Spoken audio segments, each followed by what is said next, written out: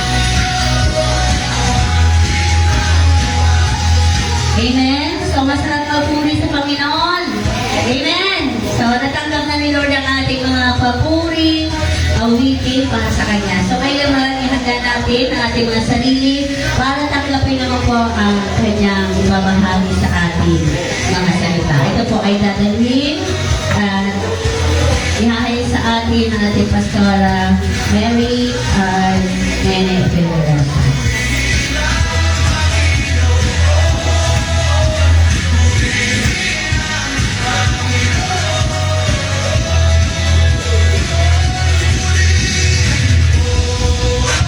Hello, praise the Lord. Ay, ang dami natin ngayon. May kulang pa yan, praise God. Hallelujah. Masaya ba kayo? Sabi sa kanta nag-uumapaw yung dalapag sa Panginoon tayo. Amen. Naman napaganda lang ngiti inyo. Tapos, welcome sa mga nakadilaw. Praise the Lord. Welcome po tayong lahat. Kasi ang dami naka-vlog. Hallelujah. Excited po ba sa ating pakikinig ng salita ng Panginoon ngayong umaga dito? Siyempre naman, amen. Naka-live tayo. Diba?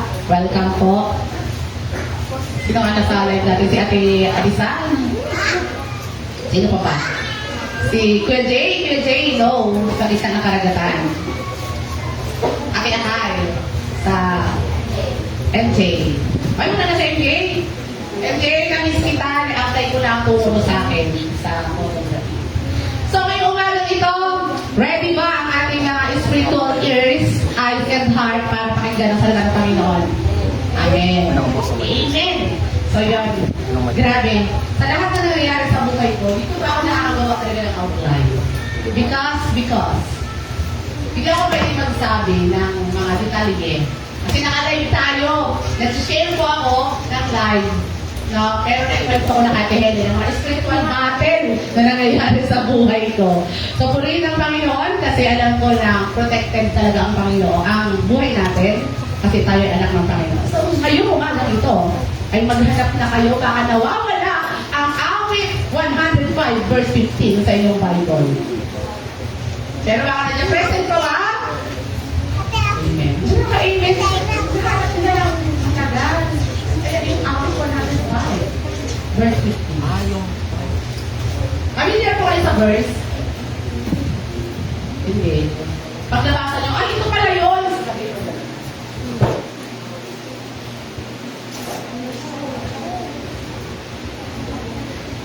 Sige po, tayong lahat ay tumayo at basahin natin ang ating verse ngayong umaga ng ito.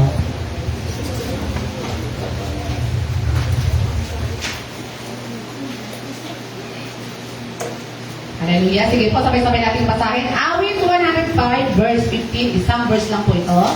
Ang sabi ng Diyos, di dapat apihin ang kanyang hinirang. Ang mga propeta, ang mga lingkod niya ay hindi dapat saktan. Hallelujah, Lord Jesus. Thank you so much sa umagang ito. Dakila ka po sa buhay ng iyong mga anak. Thank you sa buong isang linggo na nag-provide ka po ng aming mga kinailangan sa aming pang-araw-araw na buhay. Deserve mo po ang papuri namin, ang pasasalamat po namin, ang pagpupugay po namin ngayong umagang ito sa iyong dakilang pangalan. Hallelujah. At patawarin niyo po kami sa lahat ng aming dumi, kasalanan, Lord, na nakikita mo sa aming mga puso, mga inisip po namin, salita at ginawa, Panginoon, na hindi nakalugod sa iyong harapan. Lord, humingi po kami ng paumanhin at pagpapatawad sa lahat ng ito. At sa umagang ito, dalangin po namin ang mga salita mo, Panginoon, na mahahayag sa amin ngayong umaga. Patuloy na punuin ang inspirasyon ng Holy Spirit. Lord, punuin mo, Panginoon, ang pagmamahal sa aming mga puso. Mangusap ka po, Panginoon, at punuin ang bigyan ang buhay at kapangyarihan sa buhay po namin, ang apply po namin, ang aming mapapakinggan yung umagang ito. Ikaw po ang patuloy namin iimbitahan sa aming mga buhay, sa aming puso, sa aming kalagitnaan ngayon na maging speaker po namin. Thank you po at ano man ang hadlang na gawa ng kaaway sa aming paligid, sa aming mga buhay, sa aming mga isip, Panginoon, binawasak po namin. In Jesus' mighty name. Salamat po ng tagumpay ng gawain ito. Ng message po na po ay patuloy, Panginoon, pinagkakatiwala po natin mula sa umpisa hanggang sa dulo, Panginoon, ng mga mensahe. Ikaw pang patuloy na mag-anoint, Lord, sa iyong mga anak. At sa umagang ito, hayaan mo, tanggapin mo ang pinakamataas namin pagpupugay at pagpapasalamat at pagpaparangal sa iyong dakilang pangalan. Thank you po in Jesus' name. Amen. Praise God. Dami-dami natin. At ang bubog kasi talaga madaming YP. Kaya buhay. Buhay na buhay. So, ano Diego? Okay. Sorry ka. Sorry, my dear. Sige, gaganto ko na lang siya. Wala kasing stand ko yung hindi ko nadala. Anyway, sige, magpatuloy po tayo. Praise God. Familiar po kayo sa English version ng ating verse? Ha? Are you familiar po sa English version?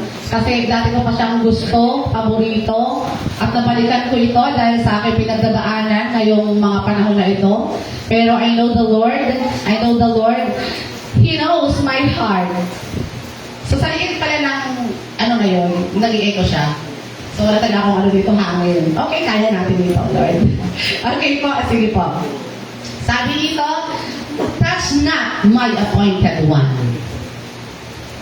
Yun lang po yun. And this verse po is a warning from God not to commit physical violence or oppression against His chosen people. Pag-aralan natin ang salitang oppression. No? Pang-aapi. Hindi dapat inaapi ang hinirang ng Panginoon. Hindi dapat inaabuso, pang-aabuso kasi, hindi dapat inaabuso ang pinili ng Panginoon. Hindi dapat pinagmamalupitan ang hinirang ng Diyos.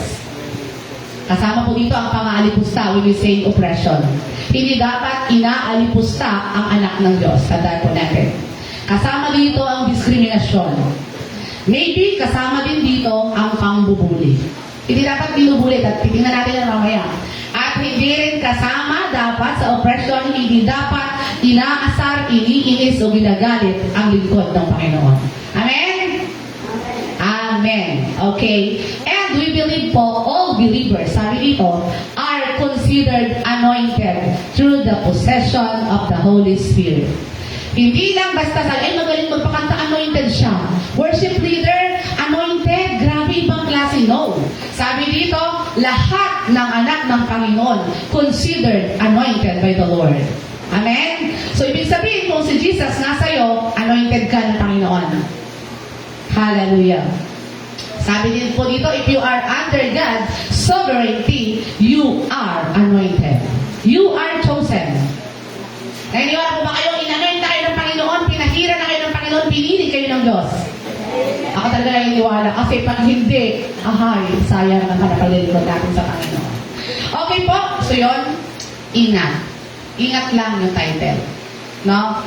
Sa Tagalog version, sinasabi, huwag ninyong galawin ang mga pinahiran ko ng langis at huwag ninyong gawa ng masama ang mga propeta ko.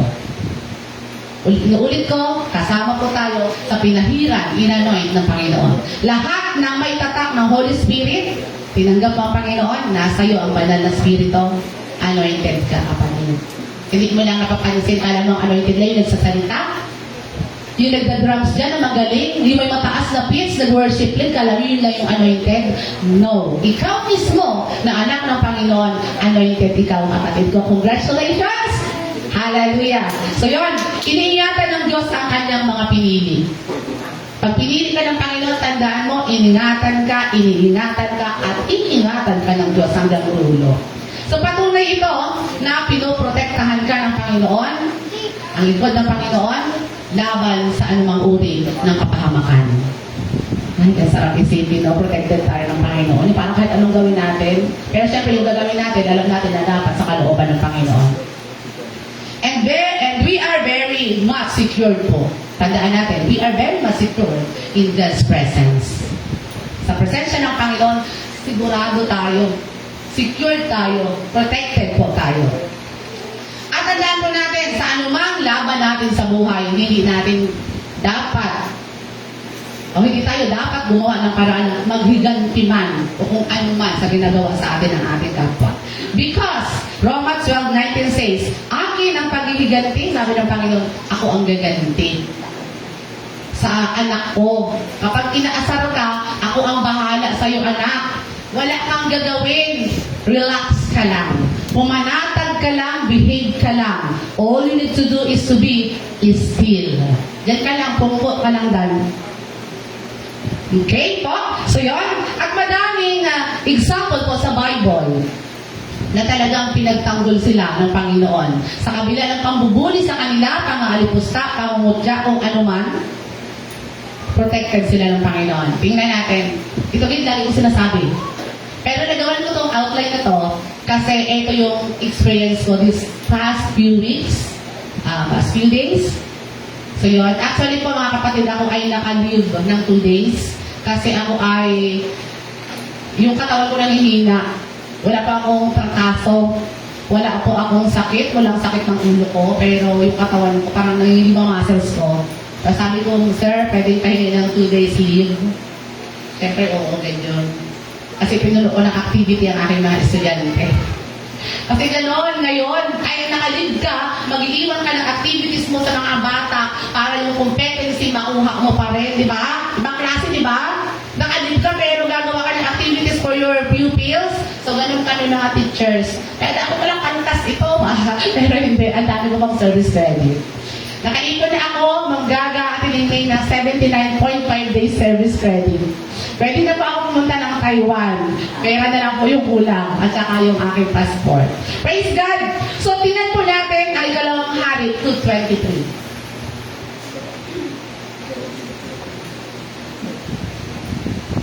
Tingnan nyo rin, baka wala na Ikalawang Hari sa inyo. Kasi baka madala na mabuklat.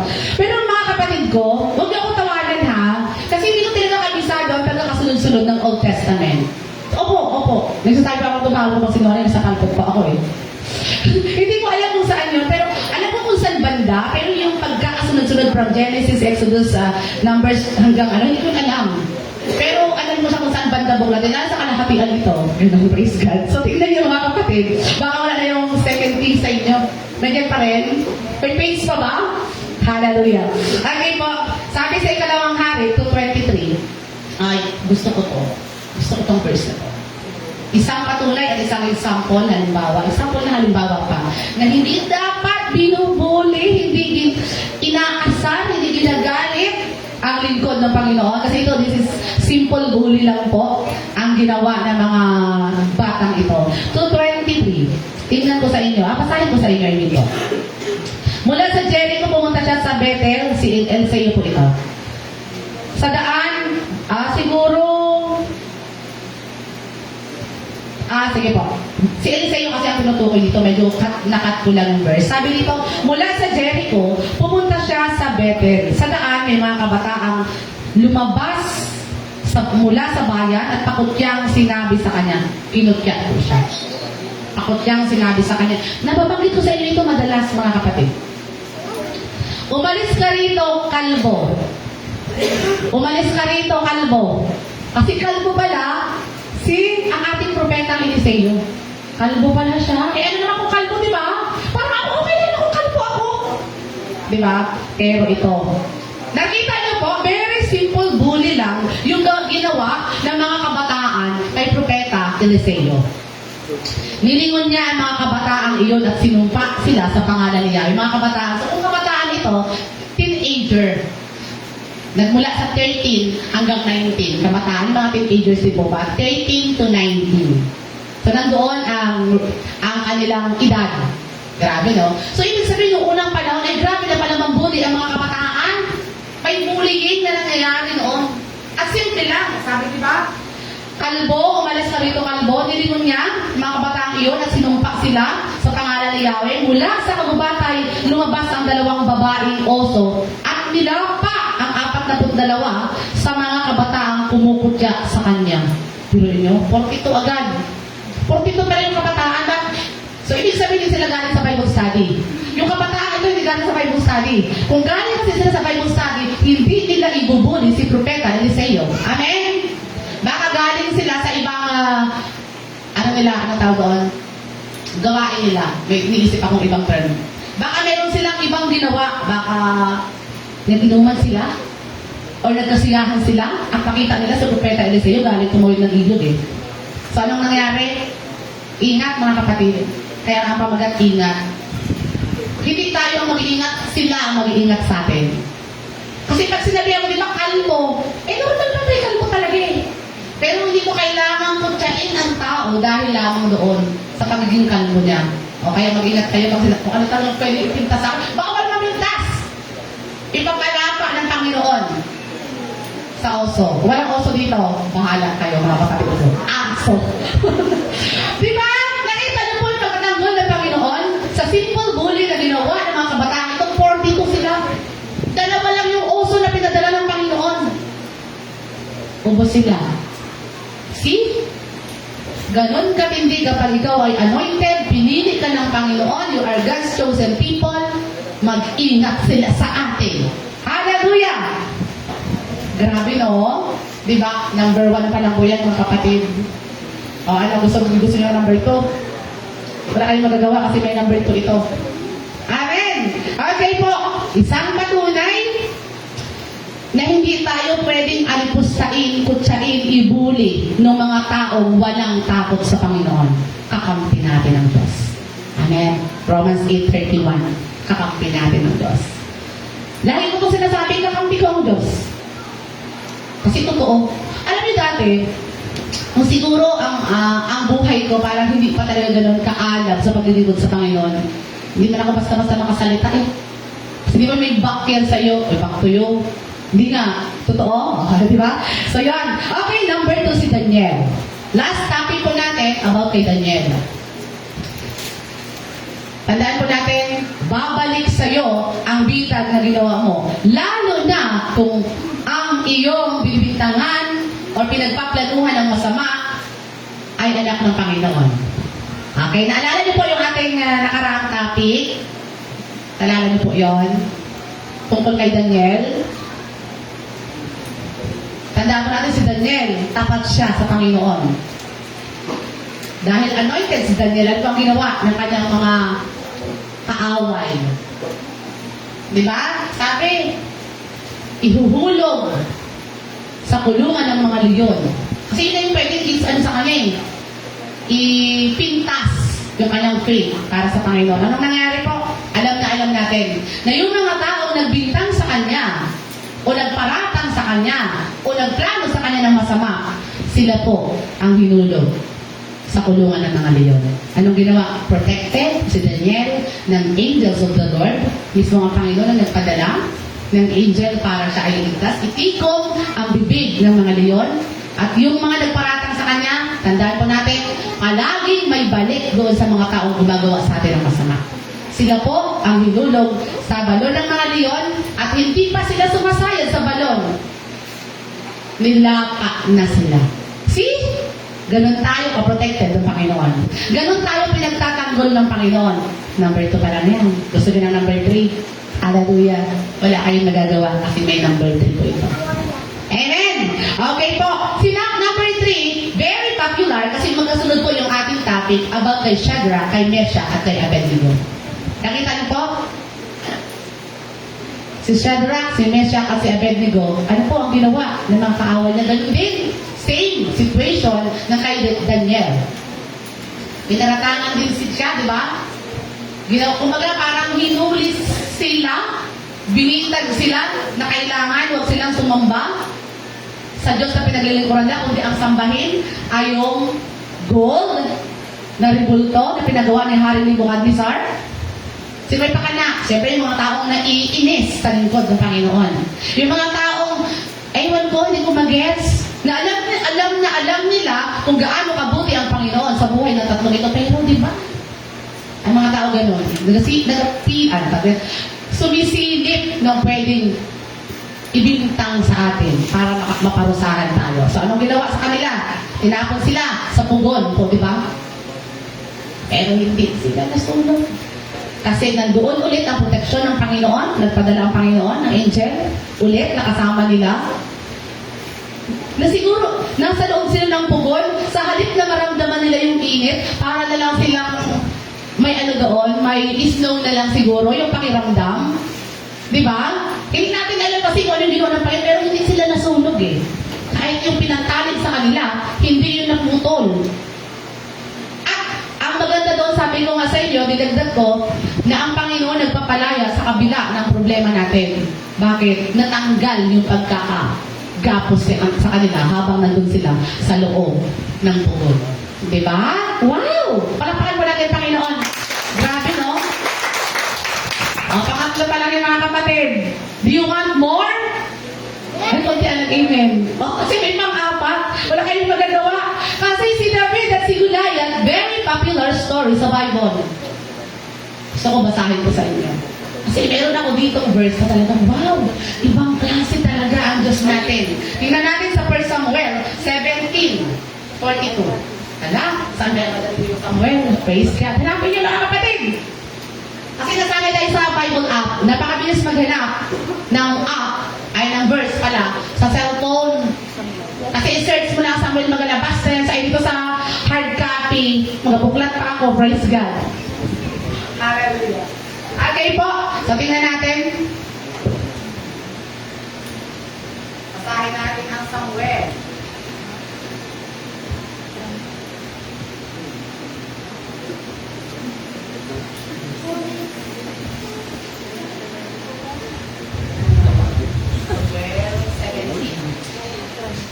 Samuel 17:42.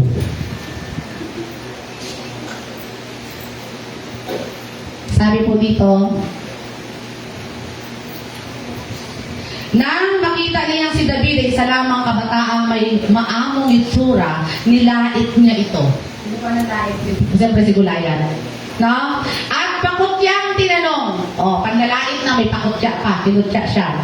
Anong akala mo sa akin? Aso ba ang lalabanan mo at may dala kang patpat? May dala pa pala siyang patpat kasi ang alam natin, sikat na sikat, tirador. Pero may dala siyang patpat. No? At si David ay sinumpa ng Pilisteo. Matindi tatlong ginawa sa kanya. Nakita niyo po? Si David po ay lingkod ng Panginoon. May takot siya sa Panginoon. Anong sinabi sa kanya? Inalipusta, inutya, at sinumpa. Tatlo.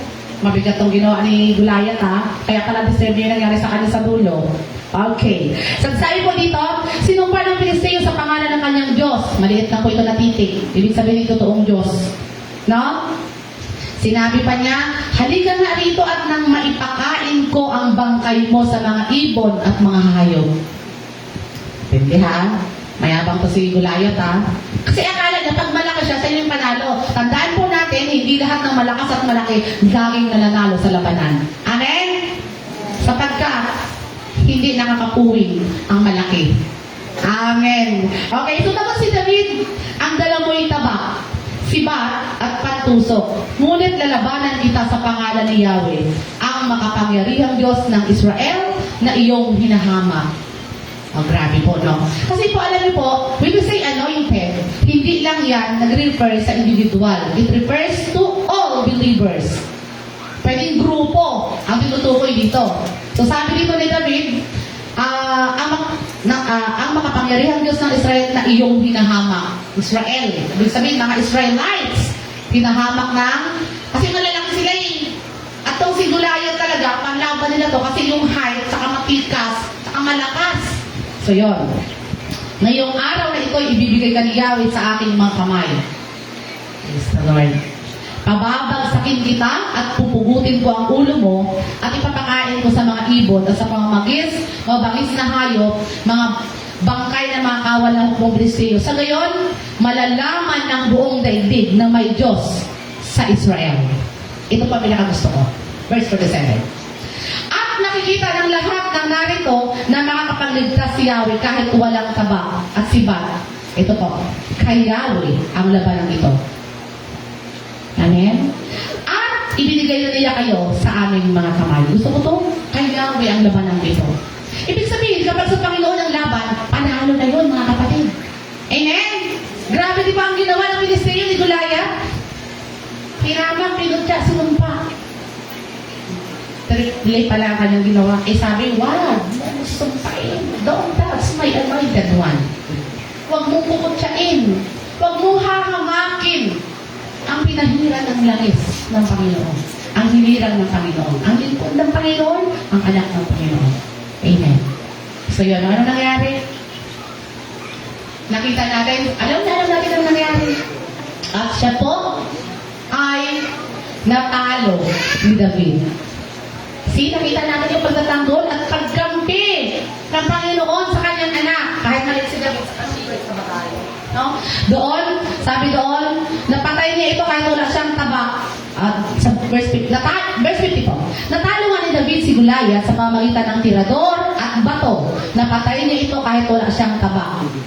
At patakbong lumapit si David, tumayo sa likod ni Goliath, hinugot ang tabak ni Goliath mula sa suksukan ito at pinugutan ng ulo.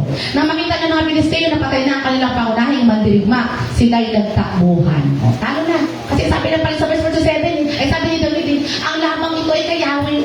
Eh ano pa? Wala na silang susulingan. Panalo kapag ang laban ay sa Panginoon. Kaya dapat tayo magawin eh, di ba? Kaya di kailangan, ano ba? Wala tayo magawin.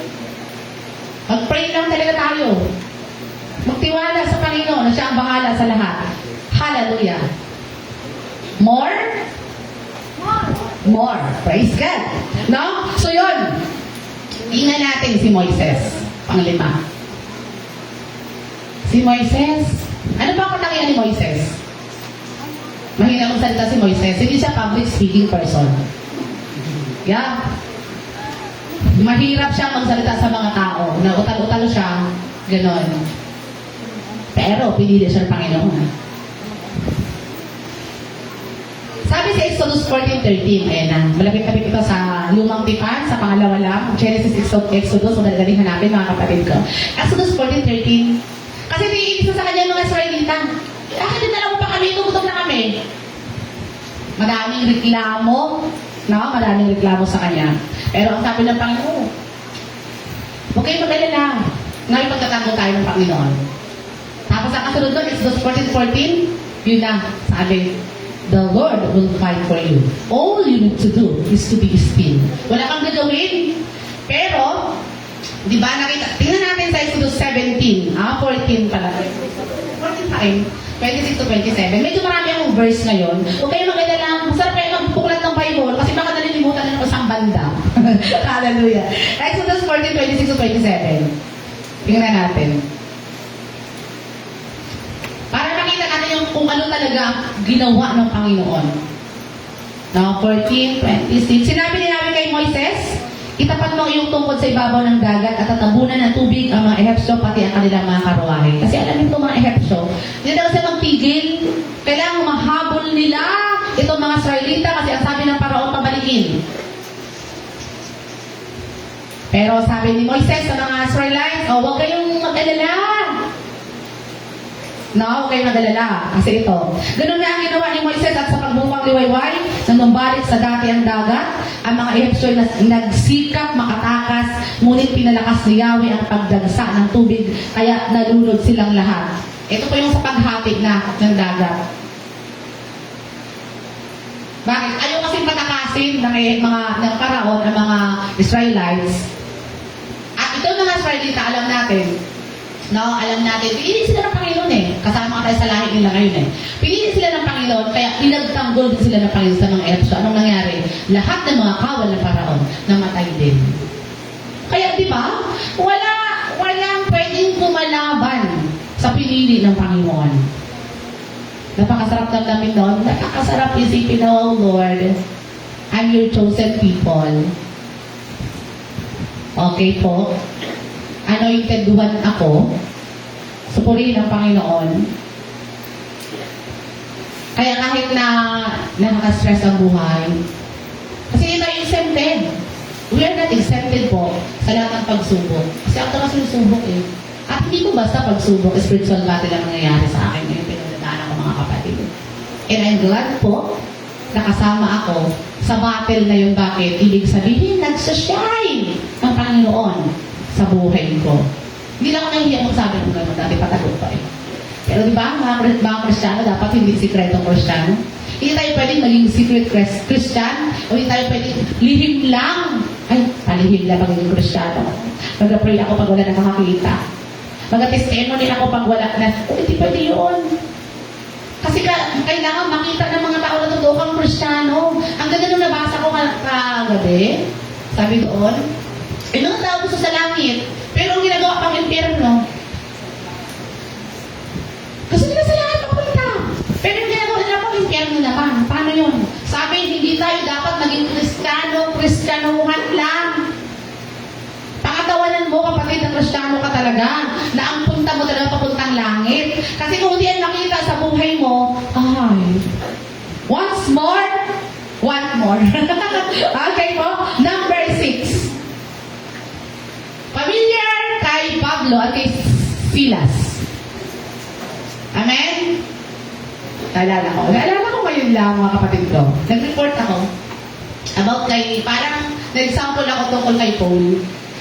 Tayo kasi, I don't know, pero na-use tayo na hindi tayo sabing Apostol Pablo. Oo, pwede naman natin dugtungan ang Apostol Pablo. Pero pwede sabihin nila na si Pablo, gano'n. Sabi sa akin ng professor ko, kasi po si Pablo. Sabi ko, oy, close kayo? Pablo lang tawag mo? Sabi sa akin, yung instructor mo, okay. Kasi hindi naman nila yung ganong abot ng isip ko, ano. Anyway, sige, patuloy po tayo. Si Pablo at si Silas, tingnan natin sa Gawa. Ang dami kong verse talaga ngayon, pero sige, magpatuloy po tayo. Nag-enjoy pa ba? Hallelujah. Gawa 16. Yung stay ni Pablo, Pablo lang tawag mo. Ano mo siya? Tipo mo? Gawa 16.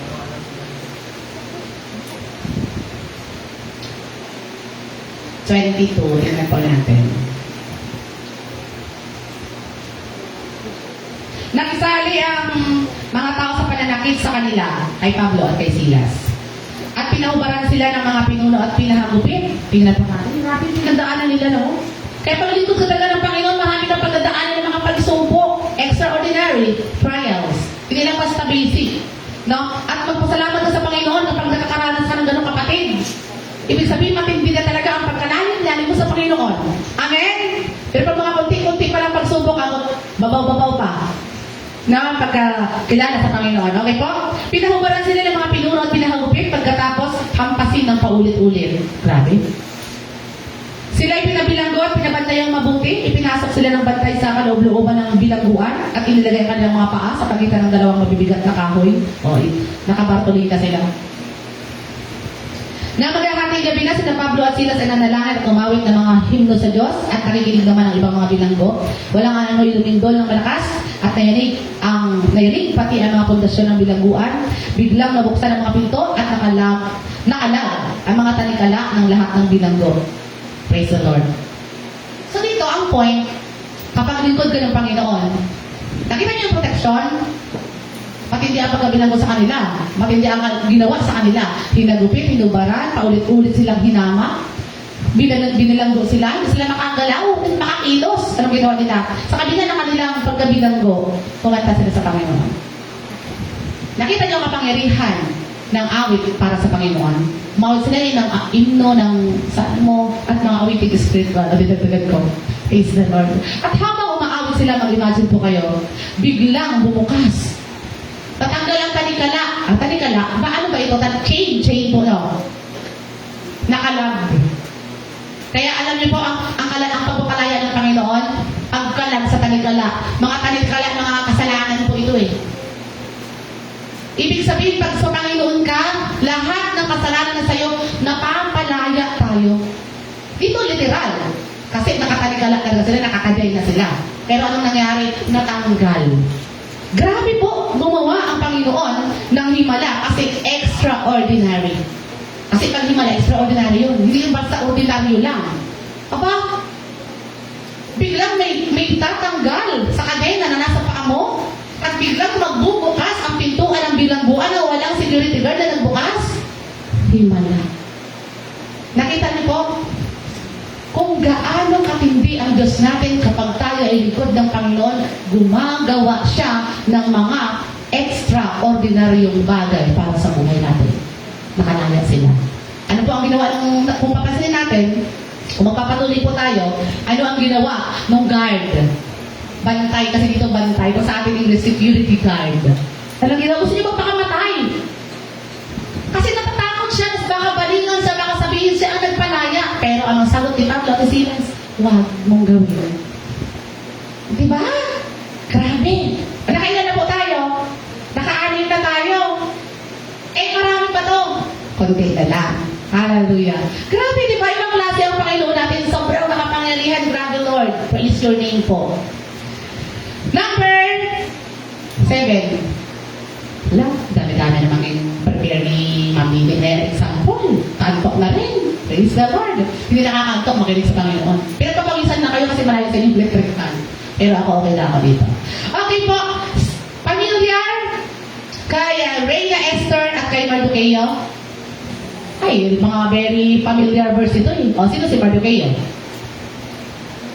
Mordecai. Siya po ay tsuhin. Ay, kagaling ni Sir Beth. Tsuhin po siya ni Reyna Esther, uncle sa English. Pero kapag sa mga bisa na Manong ba? O kuya Manong, no? Uncle, sige. O bakit? Hindi pa lang yung pronounce. Uncle kag uncle. Uncle. Pero kapag mga Tagalog yan, tiyo at tito. Praise the Lord. Anyway, si Mordecai, si Mardoqueo, ay tito po ni Reyna Esther. At sila po ay mga Hudyo. Pag sinabing Hudyo, parang kapangit pakinggan, no? Pero ang Hudyo kasi, sila yung mga tapat na lingkod ng Panginoon. Kabaliktaran yan ng mga Pariseo. Kasi ang mga Pariseo, sila yung mapagpaimbabaw. Matalino sila, pero hindi nila ginagamit yung talino nila para sa Panginoon. Marami silang alam sa Bible din. Pero hanggang doon lang sa alam nila, hindi sinasabuhay. Yun yung pagkakaiba ng Hudyo at Pariseo. Ngayon, si Mordecai at si Reyna Esther, sila yung mga Hudyo. Pihag po sila. No? At kung titignan natin, si Reyna Esther, ay ang ganda nito. Grabe talaga. Grabe talaga, magtanggol ang Diyos sa kanyang anak. Si Haman ay isa sa mataas na may katungkulan sa lugar na yan. Babilonia ba? So yun, si Haman at si Mardoqueo lang ang hindi yumuyo o nagbibigay galang sa kanya. Pero si Reyna Esther, kung malalaman natin ang kwento niya, si Reyna Esther ay napili na maging reyna na kapalit ni Reyna Baste. Ano ang naging dahilan? Bakit pinutas si Reyna Baste? Inaarap ko na po ang mga bagay-bagay na ito. Si Reyna Baste po ay hindi sumunod sa hari. Opo. At dahil sa hindi niya pagsunod, nagkaisa ang mga matataas na magpalit sila ng reyna. At ang reyna noon, kapag reyna ka, hindi na basta maganda, makinis, hanggang singit. Kasi pinapaganda yun within 1 year. May taga-kuskos ng oil, may taga-ayos ng buhok, may maganda talaga. At si Reyna Esther ay isa sa napili sa mga dalaga doon. At siya ang nagawagi sa tanan. Amen? Siya ay naging reyna. Siya ang nagustuhan ng hari. Ngayon si Haman, galit na galit kay Mardoqueo kasi hindi siya lahat sila nabigay gala. Nagagana ba gagabigay puri? Gaano na nagabigay basta nagabigay gala kayo po sa kanya. Si Mordecai, hindi. Hindi nagabigay gala kay Haman. Hindi ko alam kung anong rason, pero isa lang ang patunay na kailangan yumuko lang si Mordecai at itong mga Hudyo na to sa tunay na Diyos. Every time na makita sa palasyo ni Haman si Mordecai, nakulo ang dugo niya. Boiling point 100% temperature. Ugot-ugot kita rin siya. Nainis siya. Sa huli, sa sobrang inis niya, ang kanyang asawa, si Ceres, hindi Christian. Sabi niya, darling, lagi ka nag-augtas kay Mordecai. Darling, ganito gawin mo. Masulsul, no? Dahil si Kristiyano yun. Pag hindi Kristiyano ang asawa yung ganyan. Sorry po. Sabi, magpagawa ka ng bitayan. Kakita-bitay mo yan si Mordecai. Para mawala ang galit mo. Kasi pag namatay yan, hindi ka na talaga mainis. Ay, oo nga, darling. Gaganda yung panukala. Kita mo na? Ngayon pag walang takot sa Panginoon eh. Kaya mahirap ng mag-asawa na hindi Kristiyano. Kaya kinasulsulan. Kaya paano ikaw madala? Sabi mo, madala ko rin ito. Eh, paano ikaw madala? Ngayon, si Mordecai, si Haman, nagpayag siya. Pagawa siya 22.5 meters ang taas. Oh, ayos na agad. Siyempre, pag isa-isa pa na detalye, ay, next week, pa tayo matapos dito. Tapos siya agad ang bitayan. Ay kaso, si Reyna Esther, na nag-invite sa piging. Ano nga mahal na Reyna, gusto mo sabihin? Pakalawa na ito, kay nagpas ako sa unang invitasyon para mabilis lang. Ay mahal na hari, alam mo ba? Kami po ay unti-unti nang nililipol ang aking lahi. Kung kami po sana, mahal na hari, ay gusto lang gawing alipin, hindi ko po kayo nagpalahin. Pero dahil po, inuunti-unti na kami, nalalipol. Kaya gusto ko pong sabihin sa inyo, ang galit ang hari, sino yan? Ang kasalo po natin sa piging ngayon. Kasi si Haman lang kasi ang invite eh. Tuwa kasi Haman eh. Kasi ay, special ako. Ako lang i-invite ng Reyna eh. Hindi niya alam, set up pala yun. Siya po! Sabi gano'n, ng mahal na hari. Sobrang galit ng hari. At ang nangyari, para short na story natin, no? Kasi may tao, may tauhan. Doon sila may mga tao-tauhan sa gilid-gilid ba ng palasyo. Kalimutan ko ang pangalan eh. Sabi, ay manari, may pinatayo na bitayan. Si Haman. Doon malapit sa bahay nila. 22.5 meters pa ang taas. Kaya ipabitay sana doon si Mordecai. Kung ganon, sabi ng mahal na hari, doon siya ibitay. Sabi ko sa inyo mga kapatid ko, bawal kita rin magbanta, magpagawa ng bitayan. Saan ang Panginoon? Sabi ko sa mga study ko, huwag niyo magpagawa ng bitayan. Eh, kasi ka mga magbitay. Hallelujah! Bakit?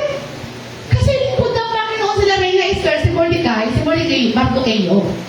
At si Haman walang takot sa Panginoon. Ngayon, ito yan. Nakita niyo po, yung pagliganti ng Panginoon, kala niyo coincidence lang di ba? Ay, coincidence na kataon lamang. No. Lahat ng nangyayari po sa mundong ito, itinakda ng Panginoon.